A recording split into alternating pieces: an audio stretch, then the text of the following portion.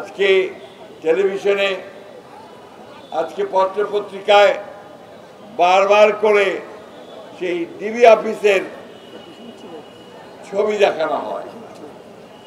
তা আমাদের যে নির্যাতিত নেতা কর্মীরা, যাদের নখ তুলে নেওয়া হয়েছিল, হাত ভেঙে দেওয়া হয়েছিল, ঝুলিয়ে পিটিয়ে মারা হয়েছিল, এমনকি আমাদের সিনিয়র লিডার টুকু সাহেবকে পর্যন্ত সেদিন ছাড় দেওয়া হয় নাই। কই আমাদের সাংবাদিক ভাইরা তো তাদের ছবি চাবে না। আমি অনুরোধ করব, প্লিজ কালোকে কালো বলবেন, সাদাকে সাদা বলবেন, এবং যার যে অবদান আছে সেই অবদানকে স্বীকার করবেন।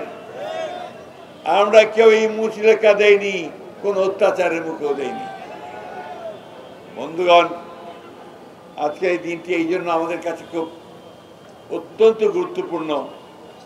আমি এখনই মুন্নাকে জিজ্ঞেস করছিলাম যে এই আন্দোলনে, এই জুলাইয়ের আন্দোলনে যুবদলের কয়জন শহীদ হয়েছে।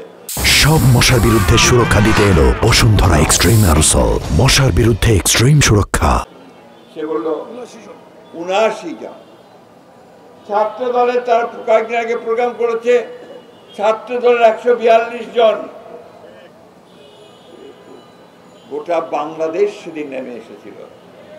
শুধুমাত্র কোনো কয়েকটি দল, কয়েকটি ছেলে ছাত্র নয়, সেই ৫ বছরের শিশু থেকে শুরু করে ৯০ বছরের বৃদ্ধ পর্যন্ত সেদিন এই ফ্যাসিস্ট হাসিনার বিরুদ্ধে রাস্তায় নেমে এসেছিল বন্ধুগণ। এবং তারই প্রমাণ আমরা দেখতে পাই যে আজকে এখনই একজন ছেলে সে সামনে এসেছিল আমার, সে দেখতে পায় না, তার ২ চোখ চলে গেছে। এইরকম প্রায় ৩০,০০০ ছাত্র, জনতা, শ্রমিক, যারা ফ্যাসিস্ট হাসিনার নির্দেশে সেদিন পুলিশের গুলিতে নিহত হয়েছে, শহীদ হয়েছে, অঙ্গ হারিয়েছে, চোখ হারিয়েছে, অন্ধ হয়ে গেছে। এই যে এত ত্যাগ, এই যে প্রায় ২,০০০-এর উপরে আমরা মানুষ হারালাম, ছেলে হারালাম, তরুণকে হারালাম, এই যে আমরা প্রায় ৩০,০০০-এর বেশি অধিক আমাদের নেতা কর্মীরা অন্ধ হলো, পঙ্গু হলো, তার একটাই তো লক্ষ্যটা হচ্ছে যে ফ্যাসিস্ট হাসিনাকে বিদায় করে এই বাংলাদেশে একটা গণতান্ত্রিক রাষ্ট্র ব্যবস্থা প্রতিষ্ঠা করা, তাই না?